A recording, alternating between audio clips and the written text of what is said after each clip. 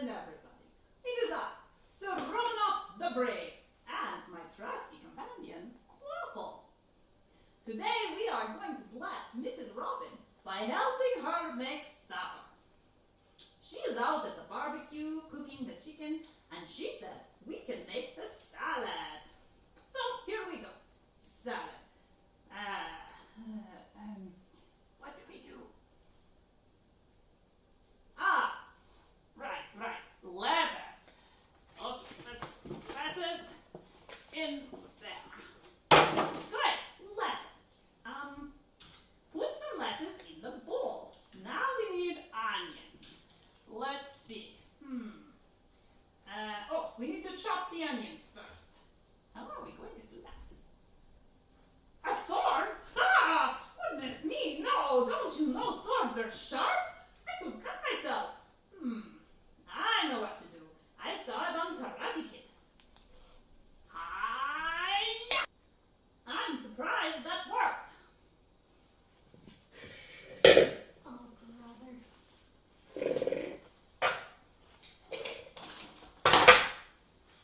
There. What's next? Oranges. Okay, we need to peel the oranges. Where did that come from?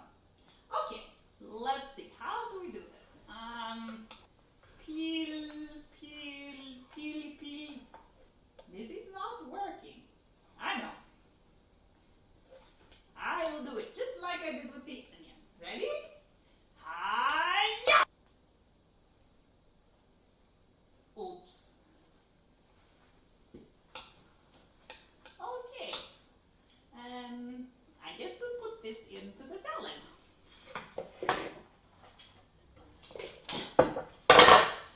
There. Perfect. Maybe for the rest of the oranges, we'll just put them in like this.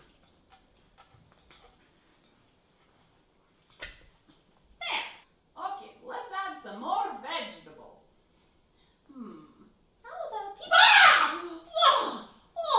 Oh, madame!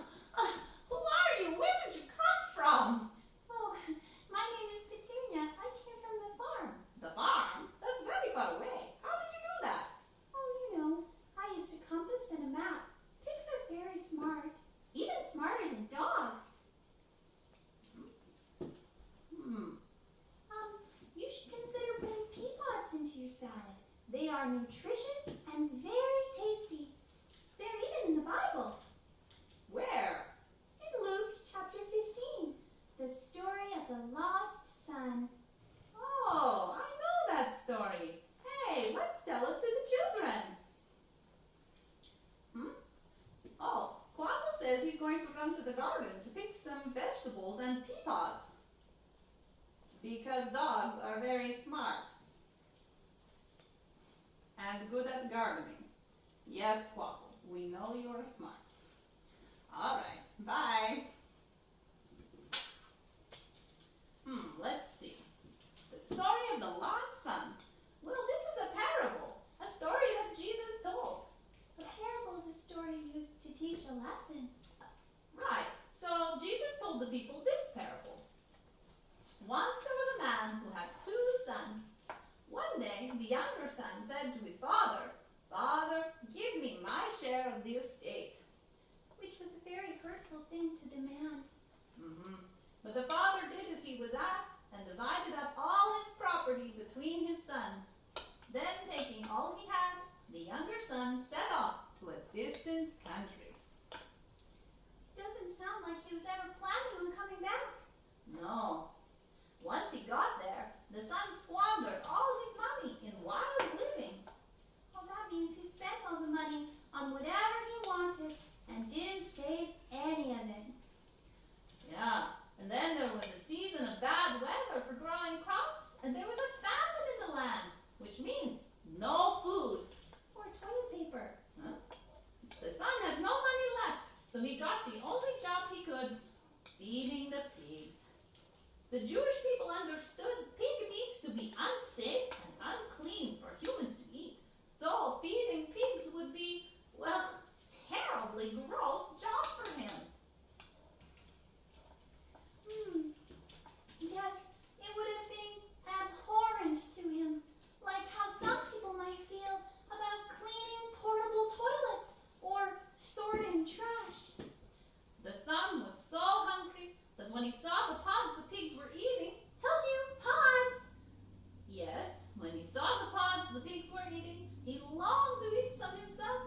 but no one gave him anything.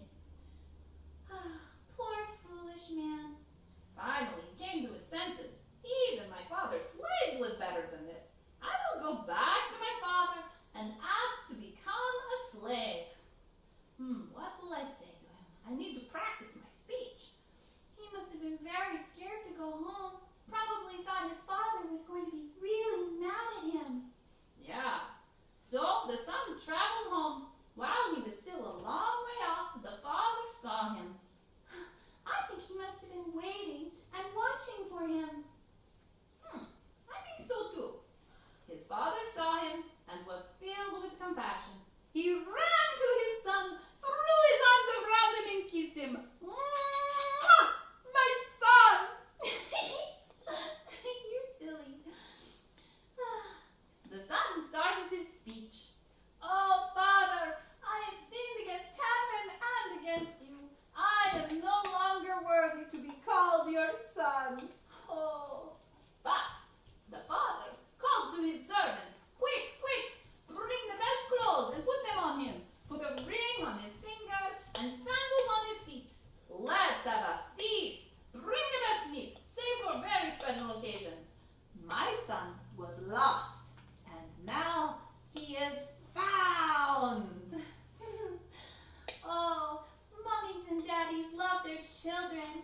Even if a child does a very wrong thing, the parents will never, ever stop loving them. Yes, and God is like the father in this story. He gives us freedom to stay with him or to leave and go our own way. But eventually, we may find that life without God has an emptiness to it, like a hungry tummy. But when we come back to our Father in heaven, rather than the anger and punishment we deserve, we discover God is waiting for us, filled with mercy. Oh, he is just so happy we are with him. He wants to have a big party. Yes. Oh, speaking of feasts, here comes Quaffle. Quaffle? Quaffle? That is not pea pods. That is a stick. I think Quaffle wants to go play fetch. Oh, can I come too? Pigs like to play with sticks also. Of course. Come on, let's go play. Hello, friends. I heard that you've been told the story of the lost son. That's a wonderful story for our lesson today. Often this story is called the parable of the prodigal son. Now you remember a parable is a special story that Jesus used to teach a lesson. And prodigal means to be prodigal means to waste money extravagantly. Just not being careful at all and just waste all your money. That's what prodigal means. So if you ever hear someone say the story of the prodigal son, now you know what they're talking about. It's the story with the pigs and the pods and the boy who left taking all the money and then eventually wasted it all and had to come back and say sorry to his dad. And was his dad fiercely angry with him? No. His dad was filled with mercy and love. He was just so happy his son had come home. He'd probably heard that there was a famine in that land, and this whole time he had been wondering and waiting and hoping that his child would return. And of course, that's what it's like for us too. We have all made mistakes, and we all at different times turn our back on God. And he is waiting with open hands, saying, please, please come home. There's a verse in the Bible that it would be good for you to learn to help you remember this story.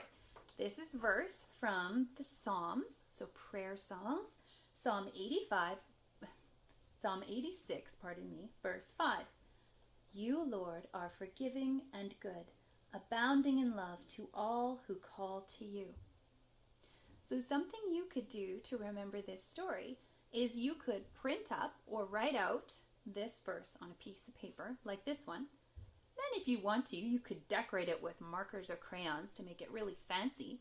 And then you could use some scissors and cut it into like 6 or 9 pieces and then make it into a puzzle and see if you can put the verse back together. Or if someone can help you, they could hide the pieces of the puzzle around the house somewhere, and then you'd have to find them. You'd have to keep looking out for the pieces of the puzzle, just like how the father was looking out for his son. And if you really want to do something tricky, you could read this verse every day this week and see if by next Sunday you can have it in your mind so you can remember it forever. That would be a good trick. You, Lord, are forgiving and good, abounding in love to all who call to you. So let us pray. This is a repeat after me prayer. Dear Jesus, you are so good, and you never stop looking for us. We want to come to you, Jesus. Please help us every day. In Jesus' name we pray. Amen. Well, it was so nice to see you this week. I'm looking forward to seeing you again. Oh, I see Sir Romanoff has brought me a salad. Oh, delicious. I wanted some salad with my supper. He told me he made this himself. It looks really good. Oh dear. All right, well, I hope you have a good week, and we're going to practice making salads at our house. I'll see you later. Bye-bye.